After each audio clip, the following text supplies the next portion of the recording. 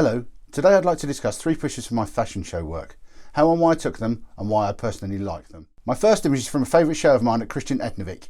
It was a hot night in September, and in the backstage prep area where it appears like chaos, it's actually really a well organised frenzy of hair, makeup and dressing. The models arrived, some still made up from previous shows and some at the last minute. Backstage is busy and you need to bring your A game for not getting in the way, but if you do, you're rewarded with some hundreds of transitions.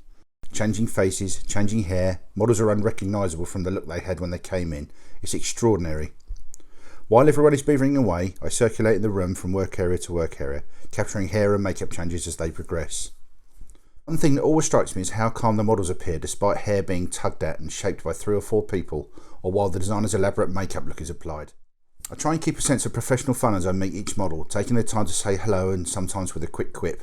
It relaxes any tension before I work. I use a portable flash with the largest softbox for handheld work, tricky with a heavy camera and lens in the other hand. I love this image. What appears as a serene moment with ages of setup time is actually 15 to 20 seconds while the prep team is still working at full throttle. The lighting is simple, with one catch light in the eyes and ringlets soften the face and give texture. But the model's face and gaze has such a sensitivity to it that you are drawn in, no forced expression or direction from me, the perfect striking image made better by its simplicity. My next picture is also from a season backstage at designer Christian Ednevik's fashion show. It's rare to see a lone model as the prep areas are so busy.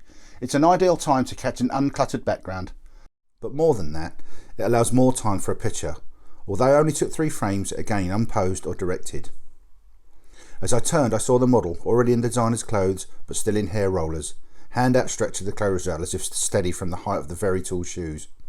It was such a brief moment before the area filled with dresses again, and with a longer lens that kept a distance, that I took a picture immediately just using the available light. Shot in colour but later changed to black and white to increase the contrast of the model's skin and hair. Again, the image is striking through the model's gaze, fixed on the camera, almost as if caught in car lights on a night road, and a moment of peace. Seconds later the place was alive with dozens of people again. The final picture today features the final image from the runway of Roxanda Ilincic. It was an early morning show in London and I wanted a prime position on the runway. Photographers had not had a chance to mark a space in advance, so it was first come first served. Luckily, being so early, I got a spot just to the left of centre on a small step. I was extremely fortunate as I did not expect the installation over the runway. Photographers much further to the left and right complained as they couldn't see to shoot. It took a while for everyone to be seated and the show to start. It's a long time on a small step ladder. Oh, the glamour of it. The show was gorgeous, a real joy of colour. The audience were applauding and it was cue for the designer to step onto the runway and enjoy the adulation.